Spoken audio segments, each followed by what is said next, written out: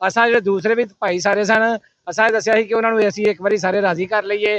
डोगर साहब उन्हों की सारी टीम भाई सजाद ਜਿਹੜੇ ਇੱਥੇ चीफ एग्जैक्टिव ने डोगर मोटर गुजरांवाले ਦੇ असां सारे रल के आख्या कि असीं सारे अगे भी इकट्ठे सा शहजाद साडा भाई है साढ़े कोल आउंदा सी काम काज करदा सी साढ़े कोल उन्हें काम सीखिया है।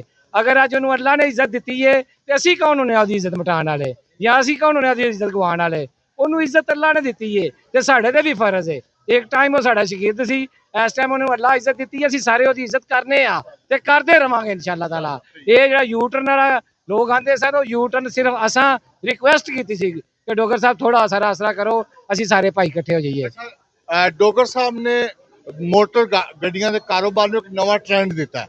उस तो पहले भी कारोबार इत्थे होंदा सी लेकिन इन्हें आके सोशल मीडिया के जरिए इस कारोबार में बहुत हाइप देता। तुम समझते हो कि जी ये चीज़ डोगर साहब ने तुहाडी मोटर गड्डियां के कारोबार में एक नवी पहचान दी है? बिल्कुल डोगर साहब के कोल एक टीम है।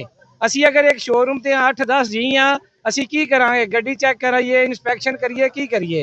ਇਹ डोगर साहब का सारा जेन ਜਿਹੜਾ ਅਸੀਂ ਉਹਨੂੰ ਦਾਤ ਦਿੰਦੇ ਹਾਂ ਅਸੀਂ ਸਾਰੇ ਦੱਸਦੇ ਵੀ ਹਾਂ ਕਿ ਉਹਨੇ ਇੱਕ ਨਵੀਂ ਸਾਨੂੰ ਪਹਿਚਾਣ ਕਰਾਈ ਹੈ ਜਿਹੜੀ ਗੱਡੀਆਂ ਦੀ ਇਨਸਪੈਕਸ਼ਨ ਕਰਨ ਵਾਲੀ ਹੈ ਜਿਹੜੀ ਗੱਡੀਆਂ ਦੀ ਚੇਸੀ ਚੈੱਕ ਕਰਨ ਵਾਲੀ ਹੈ ਜਿਹੜੀ ਗੱਡੀਆਂ ਦਾ ਬਾਇਓ ਕਰਨ ਵਾਲੀ ਹੈ ਜਿਹੜੇ ਗੱਡੀਆਂ ਦੇ ਡਾਕੂਮੈਂਟ ਚੈੱਕ ਕਰਨ ਵਾਲੇ ਨੇ।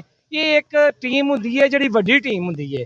डोगर साहब को माशाल्लाह इस टाइम 400-500 बंदा है कि सारे ने अपनी अपनी ड्यूटी सारे अंजाम दे रहे हैं। असी अगर एक शोरूम से 10 जी हाँ असी उन्हों का मुकाबला या उन्होंने वर्गे डॉक्यूमेंट या उन्होंने वर्गी डॉक्यूमेंटरी या उन्होंने वर्गी चैकिंग तो नहीं कर सकते। अल्लाह ने उन्होंने इज्जत दी है उन्होंने शौर दिता है उन्होंने शौर उजागर करवाया। आज सर इतना बड़ा मेला हज़ारां तादादी लोग उन्होंने इस्तकबाल चाहे ने गुजरांवाला दे की कहोगे इस मौके पे? इस गुजरांवाले दी आवाम नूं सिर्फ दस्सिया ही सी कि डोगर साहब आ रहे हैं। डोगर साहब ते अल्लाह राजी है।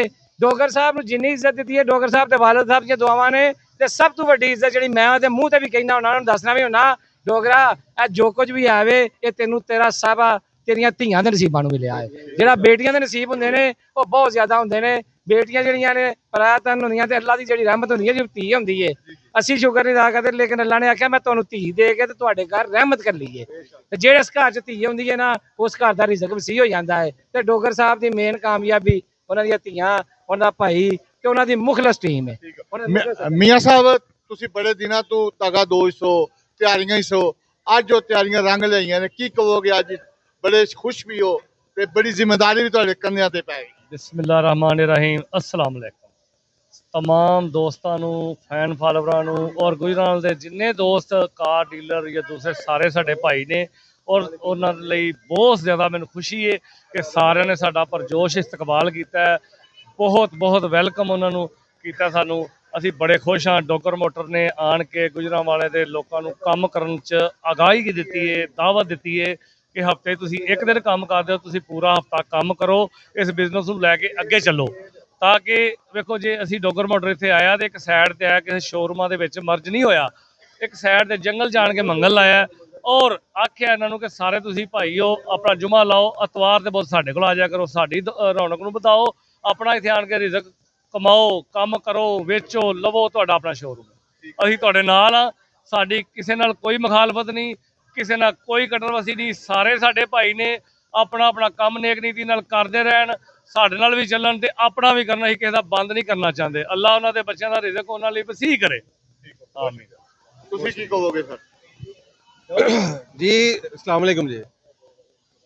जिस तरह के तुहानूं सब दोस्तां नूं पता है कि अज डोगर मोटर का इफ्तिताह होया है मैं गुजरांवाला दी सारी आवाम दा तहे दिल तो बहुत ज़्यादा मुबारकबाद देना वा कि वो सब दोस्त आए तो इस इफ्तिताह में शामिल है। बहुत शुक्रिया जी।